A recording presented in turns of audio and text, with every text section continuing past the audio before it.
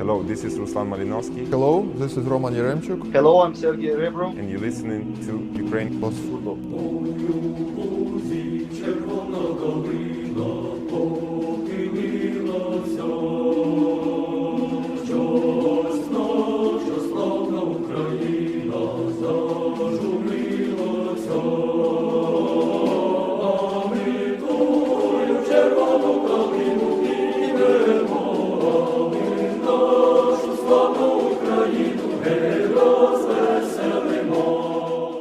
We're officially in the business end of the 24-25 club season. Things are coming to a head and the crescendo is building. League places are shoring up.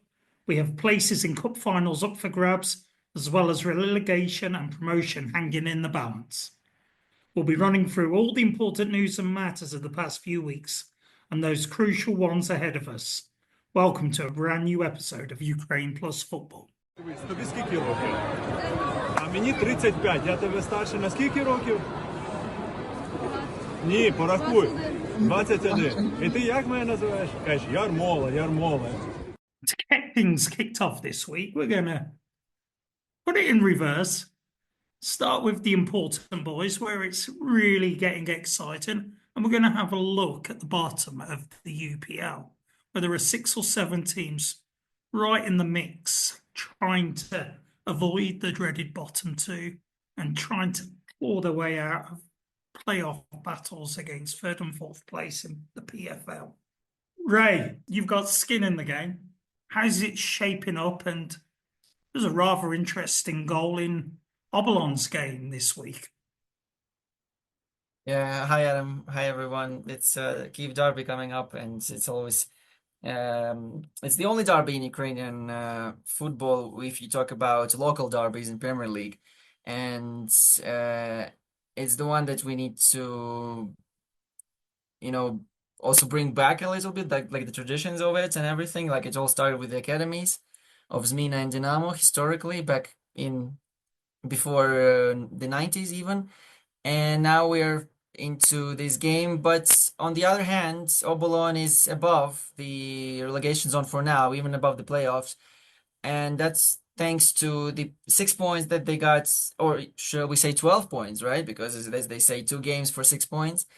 So 2 6-pointers recently, and this is unlike very it's not like Obolon to play like that. Whereas historically we got used to the green white Kyiv side to beat the Giants and then fold the next 5 games. Now we beat the actual opponents that match us, and we are expecting our biggest rival in history of the game next match day. And I am I am always looking forward to such games like Shakhtar Dynamo, and it's highly unlikely that it's going to surprise me. It's probably going to be a 0-2 loss to the best team of Eastern Europe, and I'm going to say it in advance to to save that, to open that back door for myself when it's time to criticize Obolon for 0-5 or 0-8 loss, whatever. Not going to happen, but I'm not expecting miracles there. I do expect miracles from Kryvyi Rih, because I think their coach is a bit outdated in his views and his approach to the game. He doesn't feel the passion anymore, If we talk about people having meat in the game, we probably refer to Argentinian football, and they always have passion for the game. This guy doesn't. So Kryvyi Rih is in trouble, and no matter how much they hit their players with the branches of these Easter tree, I don't know the English name for it, it's called verba. So no matter how hard you hit them, they ain't gonna play better. Kolos seems to be out of it, but yet again, it's 6 teams that are facing relegation, and 2 of them I'm pretty sure are already out.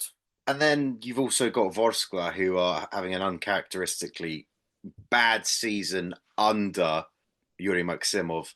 For some reason, despite, you'd say on paper, having quite a good quality squad, they just can't get the results at the moment, and they haven't won in their last 4 games. Well, lost the last 3 and then beat Ruch.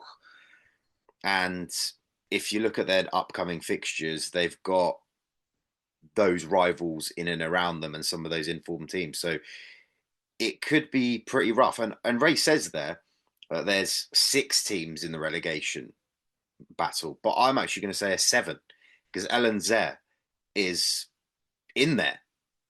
They are just a point above Obolon and Kolos. And well, we were speaking about this, I think, 2 episodes back, that we had positive hopes for the Hrychorchuk era of LNZ. It's his own players didn't. His own players didn't. If you read their interviews, like you said, some of them called him a dictator and all that kind of, well, his ex-players, and they genuinely are at risk because they can't get a win here or there. They played against Shakhtar the other day, genuinely awful. Defensively, just looked really 6s and 7s, players just Shakhtar players running past them, not in terms of like even of better quality, just so easy to get past, conceding sort of really crappy goals where they should be a lot more organised. And that's something that we expected from Hrychorchuk, to bring some kind of discipline to the team, make them harder to beat, which they seem to be in those early matches. But now it's just getting even more difficult. And I mean, you look at some of their fixtures coming up, they've got Kryvbas, in Hulets, Obolon as well, Vorskla, Veres and Zoria. I genuinely wouldn't be surprised if they only won or got points in like two or 3 of those games, because for some reason the motivation, there's problems with, like, people are saying that Benny Macaruana is having some kind of issues from his loan. Other people are saying that Jewison Bennett that came from Sunderland apparently arrived slightly overweight, so he's not been playing so much, and they like forked out a fair bit for him. So genuinely, I wouldn't be surprised if Hrychorchuk's not there come the summer. And then LNZ, what are they doing? Like, what's the plan there? Obviously, they invest a lot of money, or have invested a lot of money in their squad over the past year minimum. They've brought in 2 relatively big name managers for Ukraine. That Carrasco guy, was bigged up, ex-Barcelona, all that kind of thing. And even Hrychorchuk can't get a tune out of them. Is it the squad that's the problem? For me, I'd say they're disappointment of the season. Just plain and simple. I have to adapt to that, Andrew. There's one guy who keeps scoring for them, who is Yashari, and he's selling himself. And this is a huge motivation. Unlike some of the players that have fled Ukraine recently. Mm-hmm. Yes, we will come on to that, dear sir. We will come on to that. LNZ are a big worry at the moment. And as we know, historically, when clubs have received a huge financial injection to push them up the league, when they take a few steps back, very quickly those finances can dry up. They need to change the name of the club. I have to bring it up. You've said it before. You have said it before. Yeah, I mean, they are based in Lebanon. The sponsor is based in Lebanon, but they represent Cherkasy. It's not how local football works. Cherkasy has a history of not being a strong footballing region, and the previous, or consistently strong, in the basis that there are peaks and troughs for as long as time has existed. But I still think that LNZ as a project is probably stable for the foreseeable. Their academy is struggling. I think their under-19s team have been on the back end of batterings this season, like quite a few. I think they lost, close to 10-0 earlier on this season. They lost, I think they conceded 7 the other day against Shakhtar. Ray's favourite player, Tsukhanov, scored a hat-trick. So he's still around, I'll have you know. And it's just the question, because the facilities there look unbelievable. Like, you see some of the matches that the under-19s are playing at their sort of training base, and like all the pitches and all that. Everything's like mega purple, looks like ultra modern, really nice, but no results being transferred onto the pitch. So that needs to come one way or another, and not sure how that's going to happen. You've got the likes of Andriy Mykolayovych there, who's like the head of the club, more or less, of the strategy going forward on the pitch and all that kind of stuff. Evidently not the most successful of campaigns, and I think they're just going to have to get to the drawing board. But as we know, the winter break is the drawing board period in Ukrainian football in the grand scheme of things. The summer is not very kind, or it was very short in that respect. You don't get much of a pre-season, and it's straight back to work end of July, really, from a footballing perspective. So, don't know. Especially when everybody's going to be watching Club World Cup. I don't know about everyone, Ray, but maybe a few people. But yeah, that it's certainly something that we're gonna have to keep tabs on, especially if they somehow do get relegated, because this could be kind of a repeat of Metalist 925 from last year, where we all expected them to be a lot better with the investment that they had. Viktor Skripnik, well-known manager, came in during the winter, and then they got relegated regardless. So this could be deja vu, if anything. Well, they're 3 points off a relegation playoff. And if you look at Petrolica right now, there are some interesting potential matchups that they could face, i.e. Metalist 925 could be one of those playoff teams that they end up having. Bloody hell. Now that's going to be some high-octane football if that happens. But just wrapping up this little relegation bit, of course, Kolos, under quite a good run under Ruslan Kostishin, he sort of steadied the ship, it seems, brought in the old ways. There's grinding out results against teams around them, just like Oblona. I think that we're still going to be seeing lots and lots of movement down at the bottom there every single week until we get to the end of the campaign. Inholet's probably too little too late for them, realistically, and Chernivtsi too. Even though Adam alluded to it, there was a kind of a interesting own goal from their goalkeeper, or their on-loan goalkeeper, Anya Gabusu, who ironically was probably one of their best players, or if not their best player, against LNZ the week before. And then he pulls off one of the strangest own goals / slightly suspect stuff, allegedly, of course. He's the one that survived. That's he's more known to people, I think, that apart from his own goal and playing skills, as this famous video when he survived the blast in the hotel he was in Odessa. Exactly. So he's actually lived through quite a lot, and I think on TikTok he does singing videos and stuff like that as well. So he's a guy of many talents, should we say? But just in general, Kucher era of Chernivtsi, who has come in over the past few games. Do you mean the prohibition, Andrew? He's there. I'm not sure. Everyone was very sort of questioning why he was brought in, because he's not some kind of superhero firefighter manager anyway. Brought in his good friend Rakitsky, who had a honeymoon period of 2 matches, and one match, let's say, and maybe he can pull something out of the bag again before the end of the season. But he's obviously not been playing football for the best part of almost a year.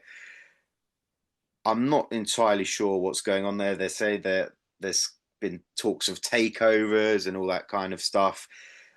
Their training ground was attacked by missiles a couple months ago. Their owners, their current ones, are under investigation, or one of them's under investigation by the National Corruption Bureau, I think. So there's all loads and loads of problems at Chernivtsi. And even still, you've got them playing in Odessa, that's under a lot of threat of air attacks and all that. playing in their big Chernivtsi stadium, but behind closed doors. So it's like all of this coming to a head in general, and I'm not sure how that's going to end. There was a prospective Yes. buyer, the owner of VBet, an Armenian businessman, but apparently he's pulled out. So yeah, let's see where that all takes us. But speaking of cities that are dangerous, Yes, yeah. Well, I mean, we have to come back to Ray, what you mentioned a few minutes back there about the goings on in Kryvyi Rih. I'm going to hand over to you. You can explain what's been going on to the listeners in particular, and then we'll come back to you, Andrew, about your opinions on games taking place in the city at the moment. What I don't find logic in is how we praise these guys who come in. Yeah, we talk about them in such Talking about the detail. foreign players here, yeah. Yeah, absolutely. Yeah, the guys. So the two foreign players that left Kryvbas, two foreign players that were welcome because they were welcome in Turkey, right? It was sunny. They were recording the videos of fun challenges, and now they're gone. So Kryvbas had some backings. Yeah, they had some reasons to invite those guys because they would say yes, you're all safe because it's the president's town, it's the president's club, and you're gonna play for top 5 position in the league. But once again, I mean, this is what I really want to talk about today, and I'm going to be talking about it like a red herring. Is that some managers are, and it breaks my heart saying that, but they're redundant. There are a number of people who are in charge of Premier League clubs who don't make it look like a Premier League. If these guys go to Druga Liga or to Amateur Championship, they would fit much better than in Premier League. And it might sound controversial, but I mean, Vernidup is one of these guys. It's not a top 5 team anymore. And we're not sure if it ever was. It definitely is not going to be because the guys are fleeing. And you invest in them. You invest in these cheap foreign players to save your day, and they just turn their back on you. So once again, look at Druga Liga, look at Amateur Championship. They do things right. They don't ask for much. They don't whine. They don't pretend they are the top force of Ukrainian football, because Kryvbas has really raised the bar. And including other clubs like Polisa and Karpaty and Veres, they all want to be, they're challenging Kryvbas these days, right? If you look at the table. Top 5 position is a real battle. We have Kryvbas, Karpaty, Veres, and Zorya. And 3 of these 4 clubs really deserve it. And I mean it. And Kryvbas is not one of them.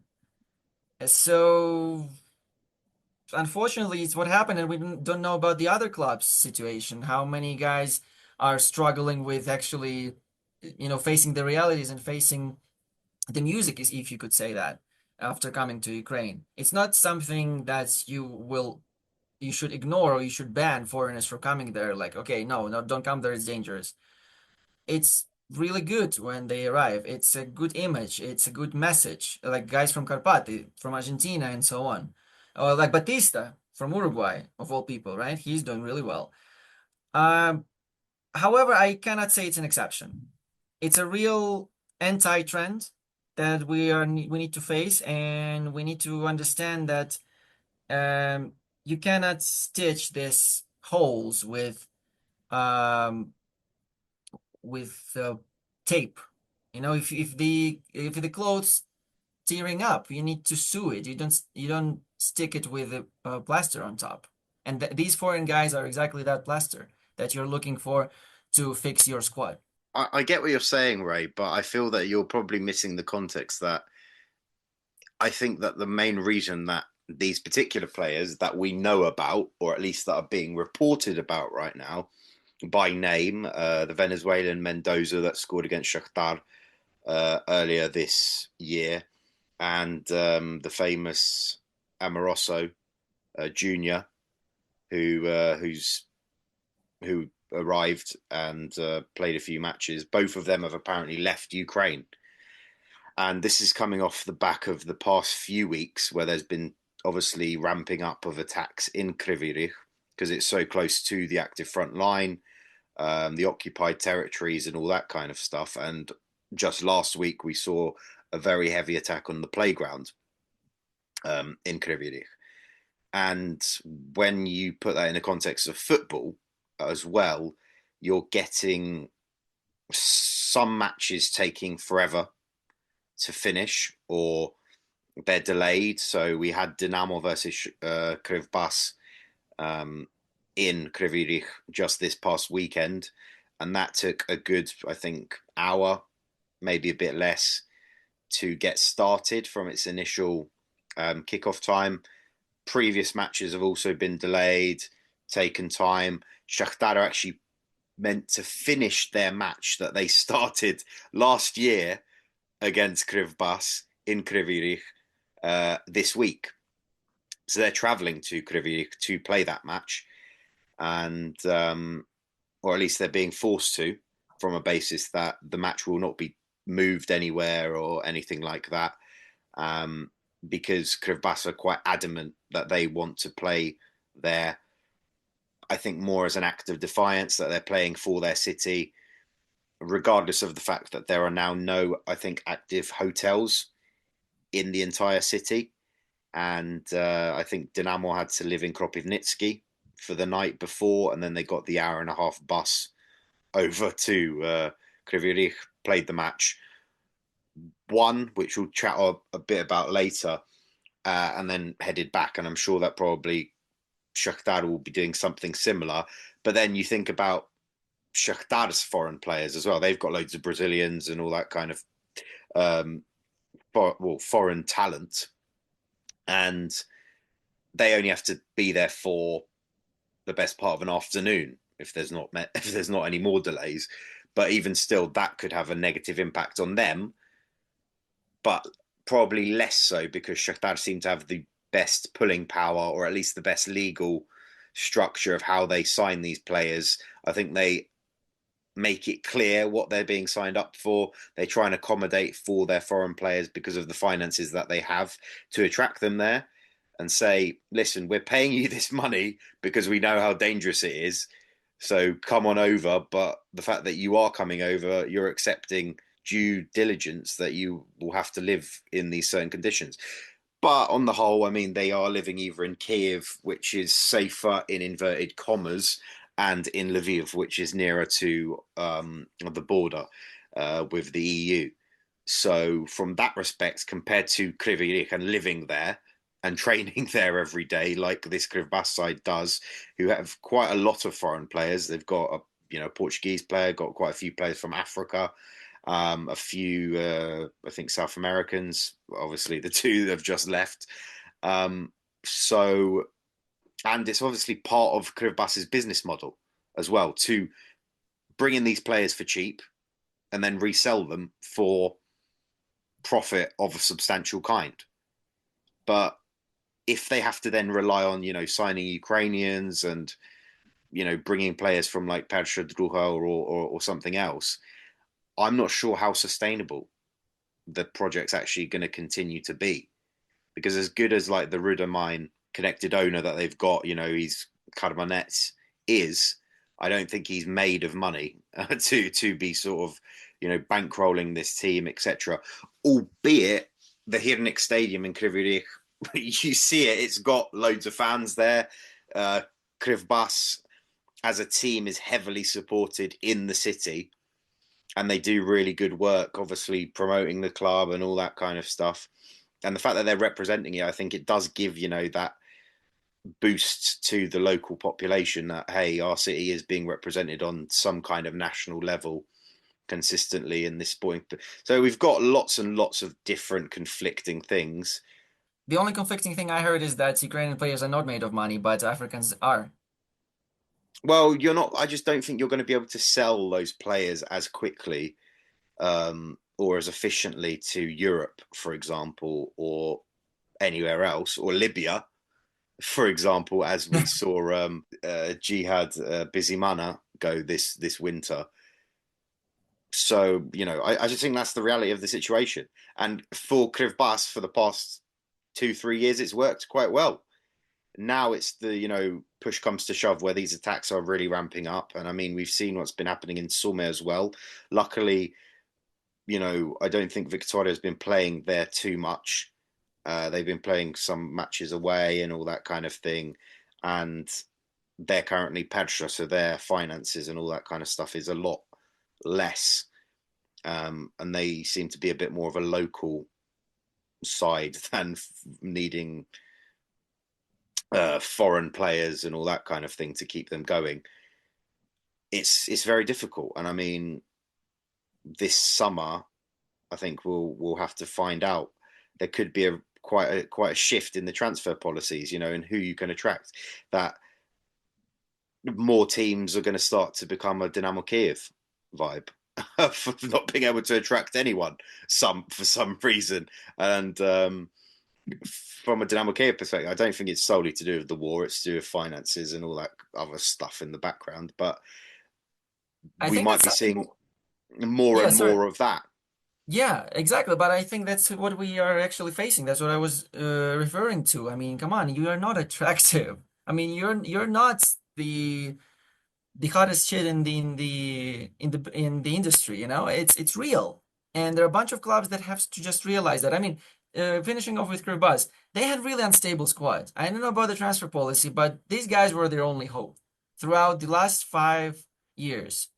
I mean, they had guys like Kuzushko and Debelko, for all I know. And now these guys are in lower divisions. They're rocking everything. But come on, Kuzushko and Debelko. I mean, all due respect. If these are the guys you refer to, Andrew, the guys who are not sellable, then I agree. But I mean, they're quite adult. So maybe we should actually refer to younger guys who are in abundance in lower divisions. But long story short. Yeah, that may well be the way that clubs go forward, but I think all we can do is wait and see. But yeah, especially the fact if Kryvbas doesn't get a European spot, which it doesn't look like they will be right now, given the cup and the limitation on places that we have now in Europe. That's also going to be another bit of finances that don't help. Well, I for one will be cheering it on. If we see more Ukrainian players coming into these squads, a la Shakhtar 22-23 season, which I think was a great 12 months for Ukrainian football. One thing I would like to question Andrew on was that Africa, or as Ray said, Africans have made the money. I feel this is a great time for a Ukrainian player. I think the eyes of a lot of European clubs on Ukrainian players. And correct me if I'm wrong here, Andrew, it's the highest number of Ukrainian players playing in the Premier League ever. Yeah, I think that is true. And I think that the eyes are on the UPL looking for the next Ukrainian star. They know that Brashko is going through some weird stuff at the moment that we'll touch on in a second, but they're going to be looking and the more players that get the chance to shine. I think they would take a Ukrainian player quite quickly.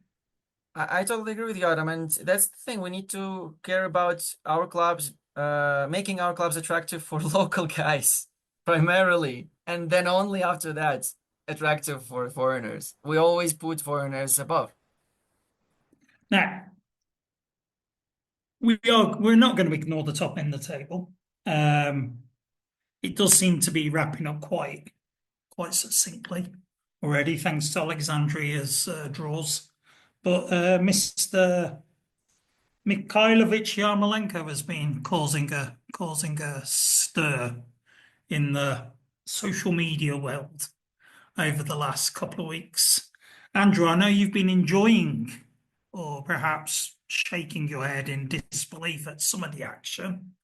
What's caught your attention?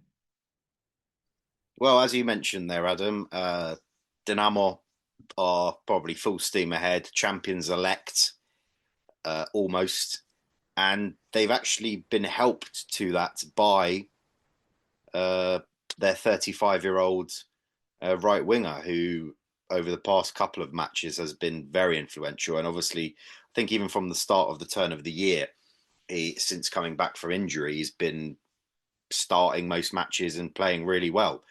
both in those end of match game European ties and now in the UPL, and that is Andriy Yarmolenko, or Yarmola, as I would call him, and as a young kid who was about 13 was calling him, shouting at him at Arena Lviv last week during their cup game against Ruch, and Yarmolenko was warming up on the sideline, and this kid was just shouting Yarmola, Yarmola, Yarmola at him, and then Yarmolenko got really offended for some reason, or he got a bit pissed off about it, and when he actually sort of answered back at the kid saying, "Why are you calling me Yarmola? I'm how much older than you? Good 21 years or something like that," which is just, for anyone who doesn't know Ukraine, it's like to your elders, you call them by their first name and then their patronymic, which is their dad's name, and then you add ich to the end. And yeah, and it all caused a bit of a stir. I think the TikTok of that particular altercation got over 4 million views on TikTok. Obviously went everywhere. Yarmolenko got asked about it in his next match, post-match press conference. He just said, "I just want a bit of respect. People need to, I would teach my own kids to be respectful," and that kind of thing.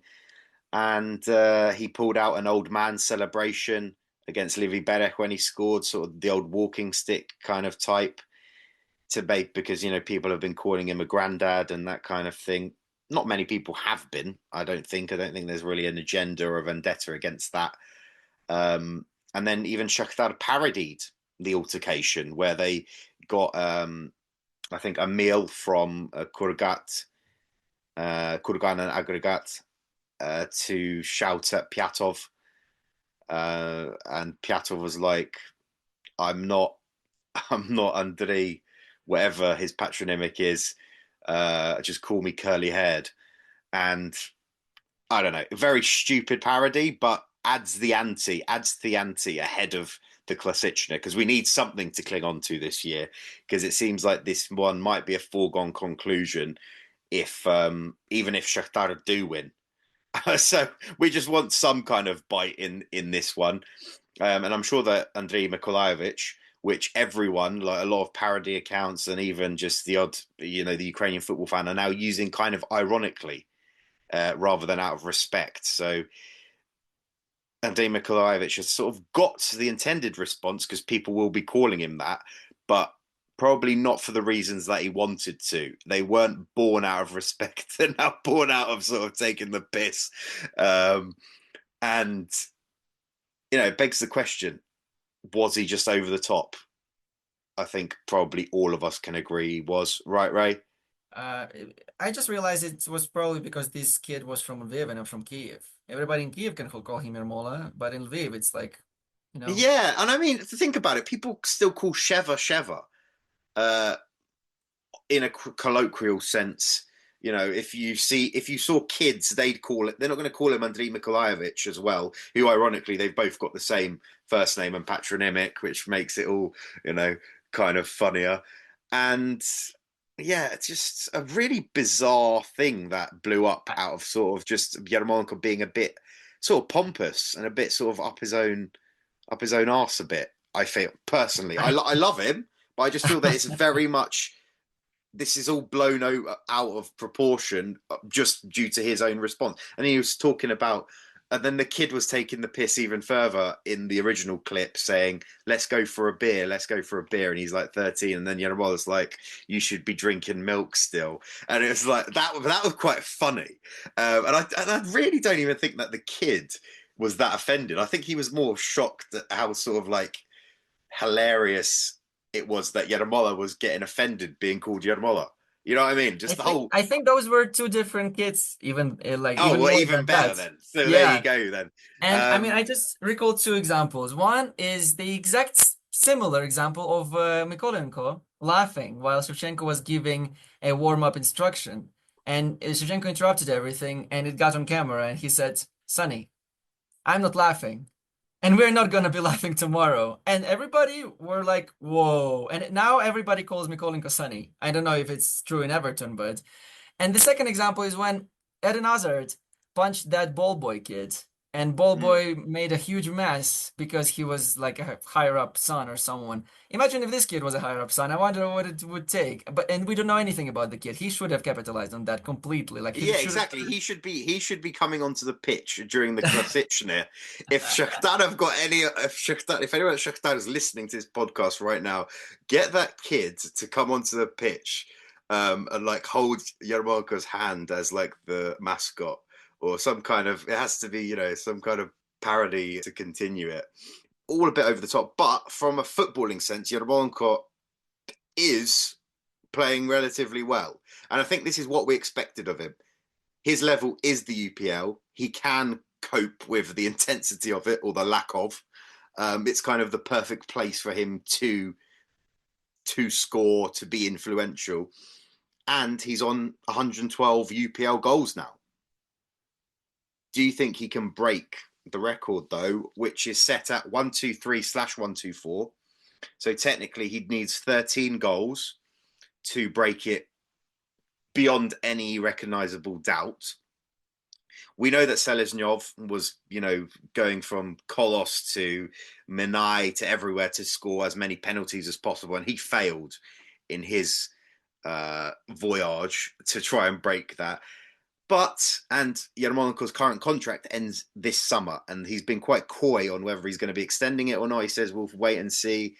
I've got a feeling that he probably will. What's he got to lose for another year of playing in this Dynamo team, in this UPL that, from the things that we have spoken about, if maybe there are going to be less foreign players, it's going to be even probably more straightforward potentially to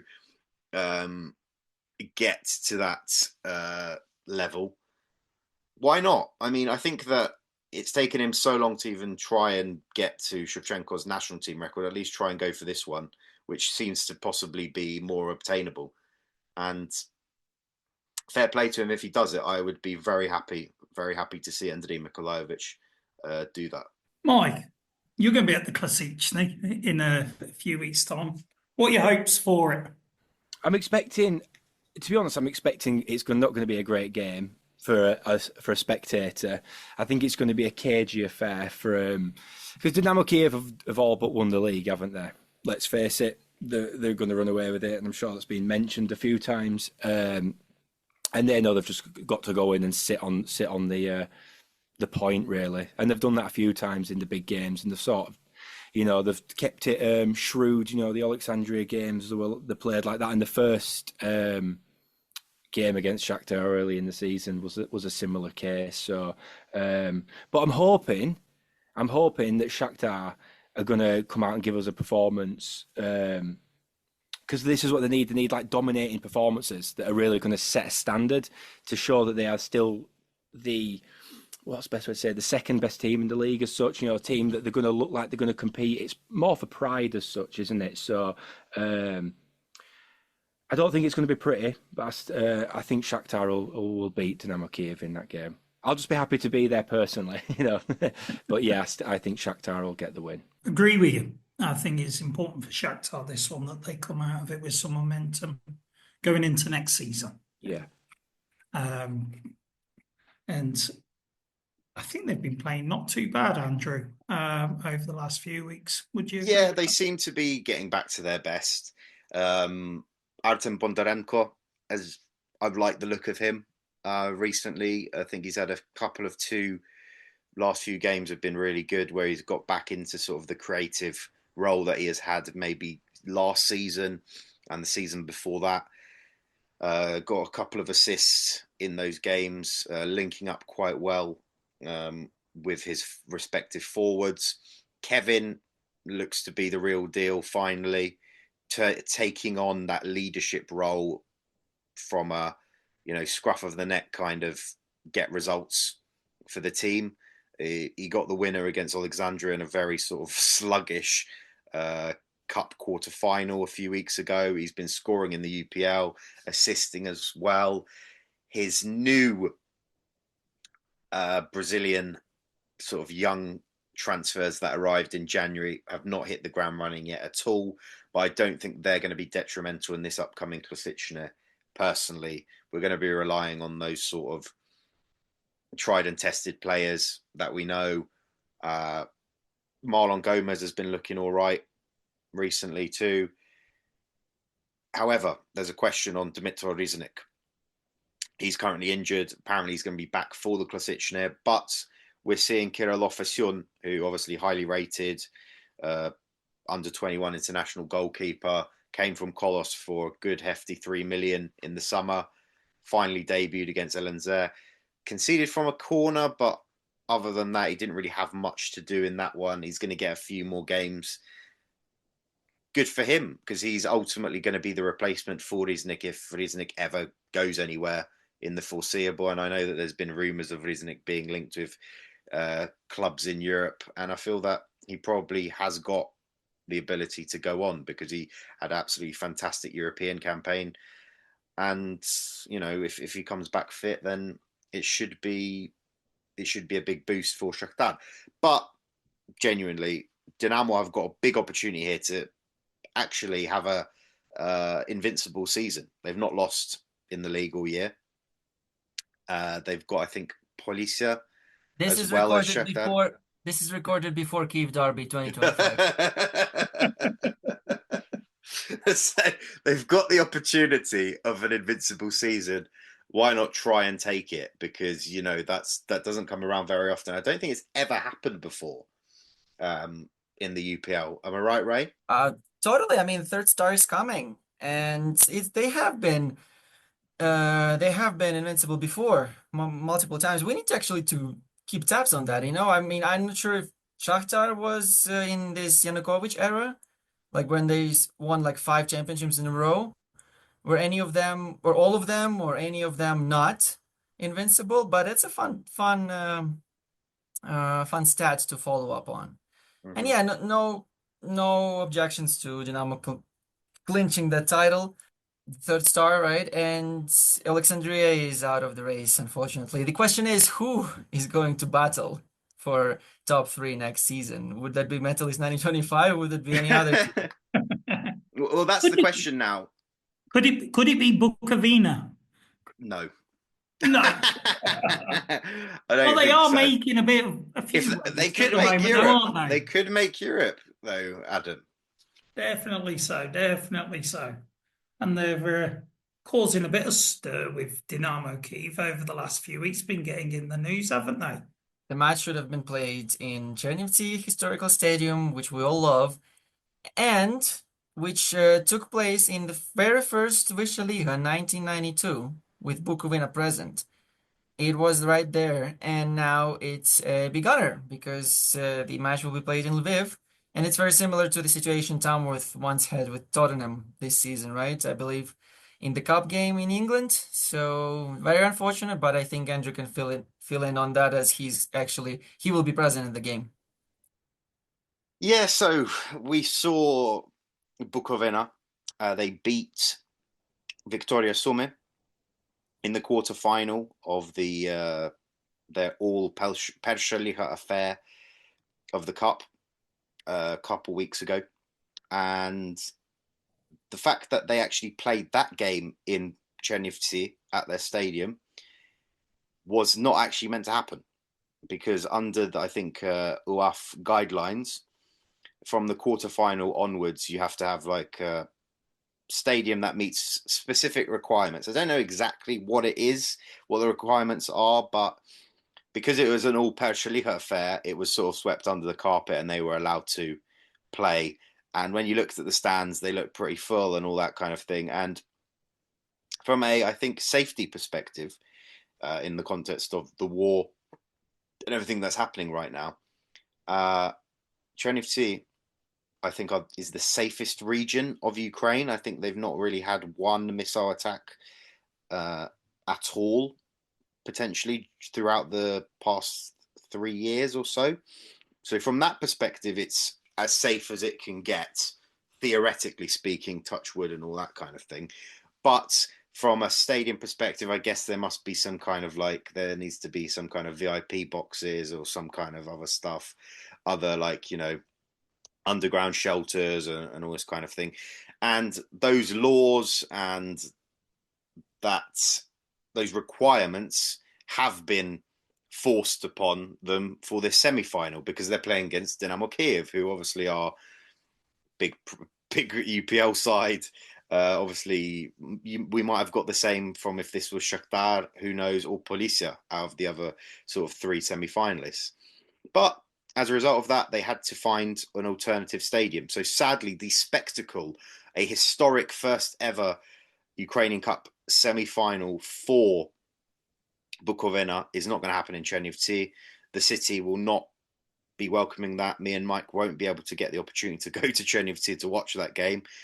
We're going to have to watch it in Lviv, where we actually are, and it's more convenient for us, but still, it would have been nicer to go down to Chernivtsi to watch this and see it sort of as a more authentic thing. The magic of the cup, that's what you want.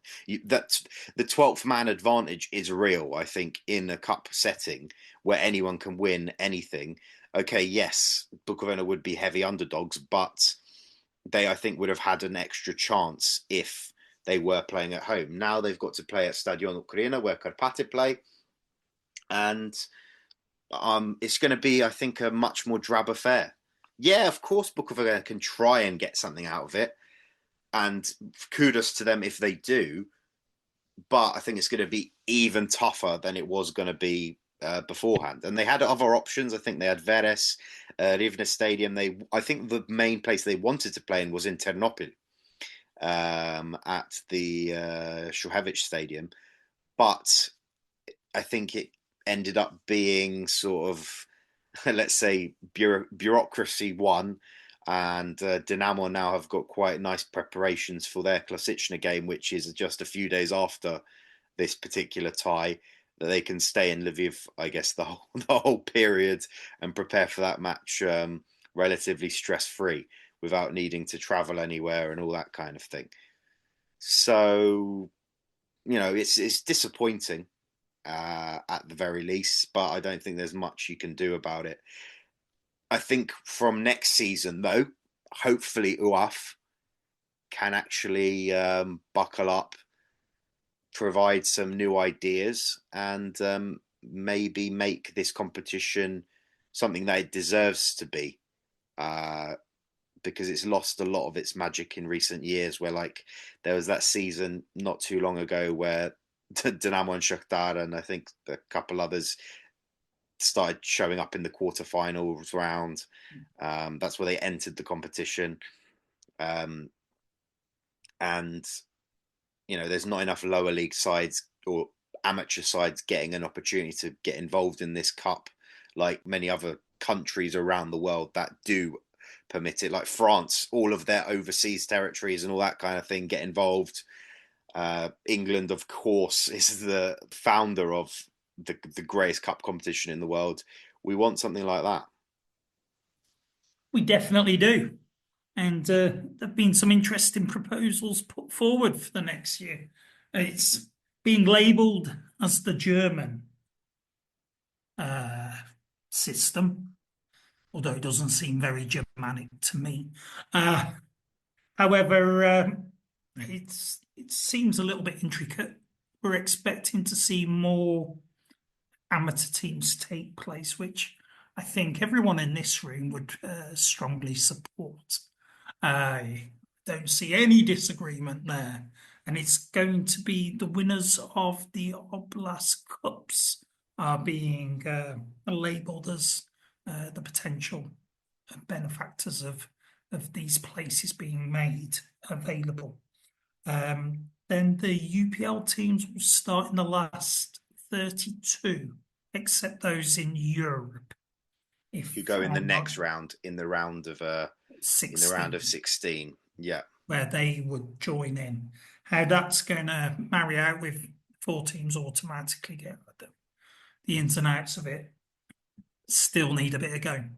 And this is all speculation, by the way, coming out of Tata Care. So hopefully it will be finalised at some stage soon. Remember, we mentioned earlier on this year in a previous episode that they want a new cup design as well. So we might be seeing that. and all of these matches allegedly are going to be 90 minutes and then straight to pens. So no added time, which if you look at this year's competition, it's meant that usually the higher ranking team goes through based on that. Whereas I think It's needed. Yeah. It's needed. And it's also going to be an open draw, is what they're speculating as well, where anyone could face anybody. Personally, I'm not a fan of it. That way, I do like the German system in that they do tend to have the seeded and unseeded teams in the earlier rounds, and the lower ranked team hosts the higher ranked team, don't they? That is going to be something that they include, though, Adam. Yeah.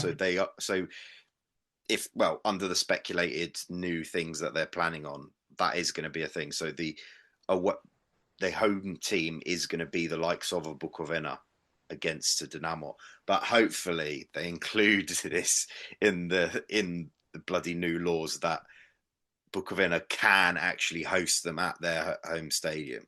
And yes, I understand that the intricacies, the reasons probably for Bukovyna not being able to do that is because not got sufficient floodlight system. The Bukovyna stadium in Chernivtsi is very old and dilapidated, and it probably isn't fit to host a semi-final. But in that case, you should probably have both semis at a neutral venue, Exactly. rather than letting Policia be home to Shakhtar, and then the final is going to be in Policia as well. So I don't know. They need to work this out, the intricacies, and make it as foolproof as possible, let's say. We're speaking as people who've grown up in British football, the English FA Cup, and all of our great memories from cup football in particular is when the big giant has to go to the non-league team. Yes, Now, absolutely. You mentioned Tamworth, my Tamworth from earlier this season, and the whole town came out to make life one living hell for Tottenham that day, and the dream was there, and obviously we would have quite liked going straight to penalties. Yeah, exactly. After 90 minutes as well that day, but it was the We great. do have the positive though with in England that they share 50% of the ticket sales, don't they? Yeah. So you have that conflict, don't you? Where do you want the game to be hosted? You have everyone at Tamworth, but then if they'd gone to Tottenham, that would the 50% of the ticket sales props them up for seasons, doesn't it? They would have liked it, but Yeah, for me, the magic of that day was them having to come and play on the slopey pitch, the bobbly pitch, and all of that stuff. And I mean, Ray, me and you, we've spoken about Drua and amateur football for years. Now, won't it be great to see Shakhtar having to go off to somewhere in amateur land to play their last 16 match, where they literally get changed on the side of the pitch in the middle of nowhere? There's probably going to be a couple of benches with old guys from the village chewing on sunflower seeds and drinking their beer, and not a lot else going on. It's a beautiful thing to see. Now, we just have to make it happen, UAF. Now, come on, get your act together and don't listen to the big boys all the time. Listen to us, and this is what we all want to tune in to see. Yeah, and I just wanted to say that we don't need sunflower seeds. Well, before we wrap up tonight, national team. Obviously, Ray and myself, we were watching from afar. Michael, Andrew, you were there. Michael wasn't the greatest in the end. What was the mood like now, looking back a few weeks on? Opportunity missed, isn't it, really? I think, having such a big lead. And realistically, the euphoric feeling that once that died of the first leg, looking back, it was just a good second half, wasn't it? So a lot of things to be improved on in that sense. But I still think 3-1 up, I think it's inexcusable to throw because essentially they've thrown 3 goals away. I know it's 2 technically to get the draw, but I still think it's inexcusable from that position to throw it away from the full 90 minutes. Never mind being 3-1 up at 70, but they never went out to win the match. I personally thought the team was an exciting team because it was a refreshing team from Rebrov. He changed it up. You know, he brought Vanat in, had sort of little starters like that to play who were more like Ukrainian Premier League starters. So it was exciting, but they were just like sitting ducks almost for the full 90 minutes, and it was just frustrating to watch. And at once the only bright spark we had, and this is in the second leg, sorry, the only bright spark we had was Yarmolenko. He was actually getting the ball and driving forward, and I was thinking, this is working. It's taking the ball forward. All right, yeah, it's a little bit risky, but it's going to work. As soon as his game capitulated in the second half, yeah, we just looked like we had absolutely nothing, and it was just a matter of time until the quality took over, and you saw that when Lukaku just put it in the back of the net a couple of times. Frustrating. Andrew, after last year's super busy summer, you seem to be all over Europe, left, right, centre. It's going to be a quieter one this time around, isn't it, for you? From a footballing sense, and let's say important sense, yes. So we've only got the under 21 Euros this year, and I feel, despite the highly successful qualifying campaign, which kind of ended slightly underwhelmingly, where we finished second but still qualified automatically.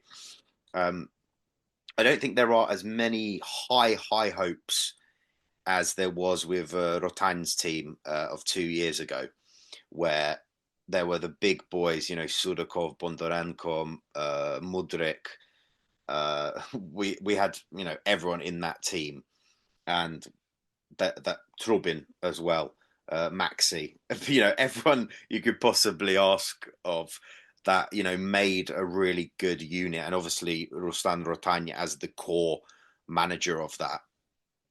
This time round, it's slightly different, I think, based on the fact that there's not as many senior players, or I don't expect as many senior players being involved this summer. Yeah, I'm hoping that Yarmolenko will be allowed to play in it.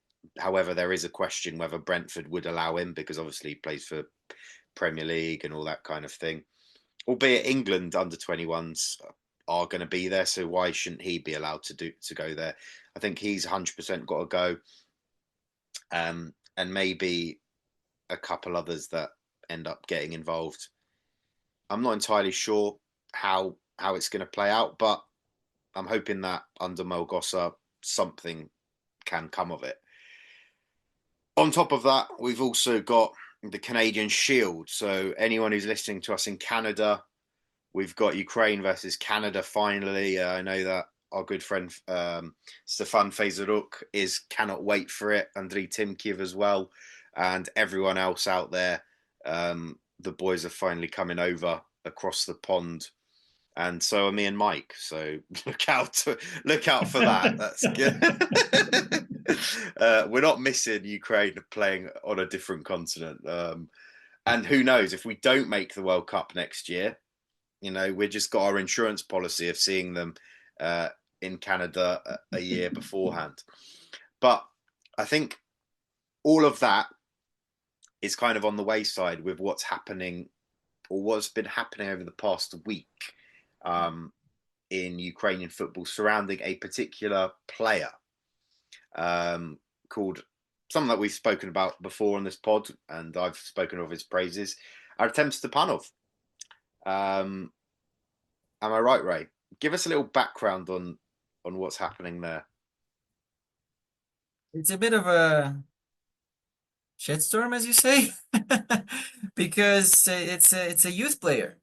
And ever since Artem Milevsky, we haven't had any issues off the pitch surrounding a particular player, because Milevsky was was from Belarus, and now he's Ukrainian, and he was Ukrainian as we remember him, but it wasn't always like that. Now this guy, he's Ukrainian, but there were rumors that he would be approached by DFB, the German Football Association, to become a German football player, and it's not the case. And it's complete bollocks, especially since he needs some time to become a German player, and he doesn't want to. He wants to play for Ukraine, as his family assured everybody. These are all speculations from Ukrainian journalists. They root from the fact that Volodymyr Zelensky didn't call him up, stopped calling him up to his U17, 19, I don't remember. I stopped caring after I heard this news because apparently Stepanov is not part of the Prostor agency, who have a certain lobby for national teams, even under something. So he stopped being called up, and he scored 20 goals this season in Bayer reserve team. So that's quite an impressive result. And he's all good with Dmytro Mikhailenko, though, who is the coach of 20. Yeah, the legendary Petrakov age. And there's been a clash of bloggers in football media. Some say that Izerski didn't do it. Others say that it's all corrupted, and Stepanov is a victim of good old Ukrainian football hierarchy. We have a saying in Ukrainian, it involves frog and snake, and I'm not going to say it on the air because nobody will understand it. But Stepanov is a good kid, and we need him. Yeah, long story short there from Ray. But I think the main thing is that sadly, there's currently a bit of you could say, a conflict going on between certain Ukrainian journalists slash bloggers slash some of them call themselves ordinary, straightforward fans on YouTube channels. One side, Viktor Vatsko, that everyone knows, highly respected commentator, Ukrainian sports journalist, and all that kind of thing. He was the one that first came out with the rumors of Stepanov having problematic personality in the background. That was this was last year, where he apparently had falling out with certain under youth team coaches and within the lineup. And then he also was the first one to share this news about the speculation that DFB approached him. And after that, he also added that following comments from the family and all that kind of thing, the Deutschland national team speculation was all fake, and that he confirmed that this was not the case after all. And then literally over the past few weeks, Vatsko came out again with a new story saying that Stepanov refused to come to the under-20 national team window just this past March. Apparently he was called up and then he refused because Unai Melgosa, the under-21 manager and also the head of the hierarchy of youth teams, said that he would be allowed to play for the under-21s. Or he'd be called up by the under-21s, and then in the end ended up happening that Melgosa apparently said that would be able to train with the under-21s, and then he'd have to play for the under-20s, and then as a result of this convoluted stuff, Stepanov rejected it. Vatsko got hold of the letters that Bayer Leverkusen's head of youth teams or technical director sent to UAF, saying that this is the reason for that. There's been some kind of conflict going on with certain managers and, youth team coaches and all that kind of thing. And as a result, at the moment, Stepanov is not commenting on anything. His father's not commenting on anything. They, I think, deny everything that's happening and say that people will find out the information at some point in the future, the truth. And then, whilst this was happening, Tato Taker, who came out with like a whole 35-minute episode about all of this.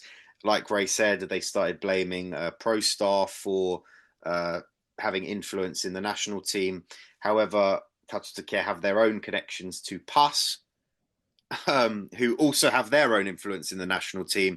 So basically, what's currently happening, or what people claim, is that it's kind of like ProStar portion of interest against PAS portion of interest, and sort of the media is sort of having a little war between each other.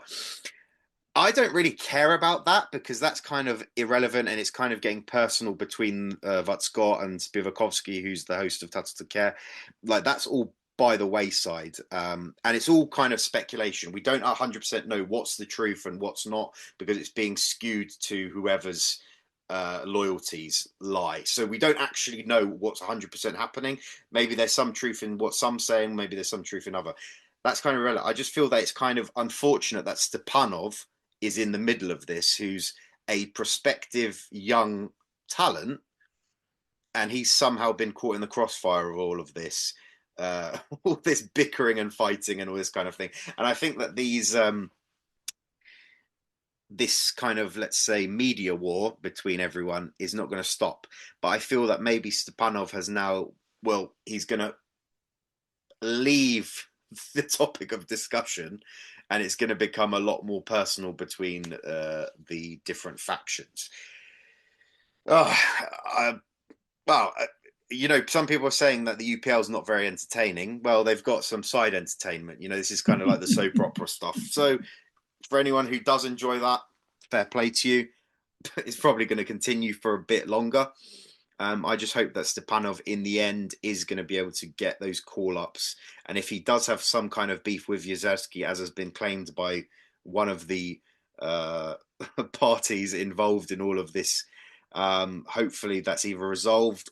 I think the players that are going to be the future are probably more important than coaches that haven't ultimately been that successful in their own careers. So, and yes, people say that Stepanov has got sort of a complex character, you know, maybe, you know, that kind of thing.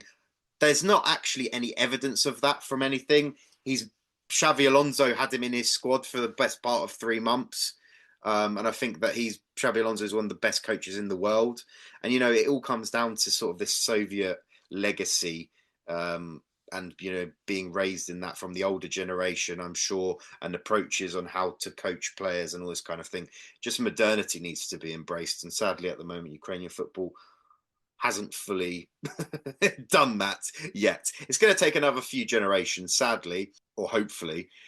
And yeah, hopefully we can go from there. But I'm backing Stepanov because he looks like a very, very good talent.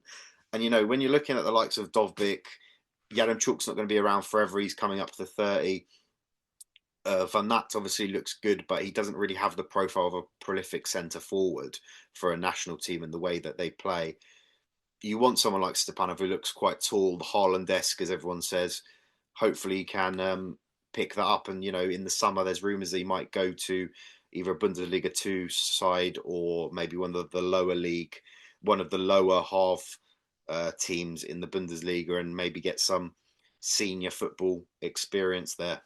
Well, that's a nice way to end it. And as Andrew said, with these characters who still circle the Ukrainian game, there's never a dull moment, whether it ends up with us pulling our hair out or cheering it on in support. One way you can guarantee is that there's never a quiet moment. With Ukrainian football and at Ukraine Plus Football, we always endeavour to bring you every story we can find. And until the next time, ladies and gentlemen, take care, stay safe, and goodbye for now. Bye-bye.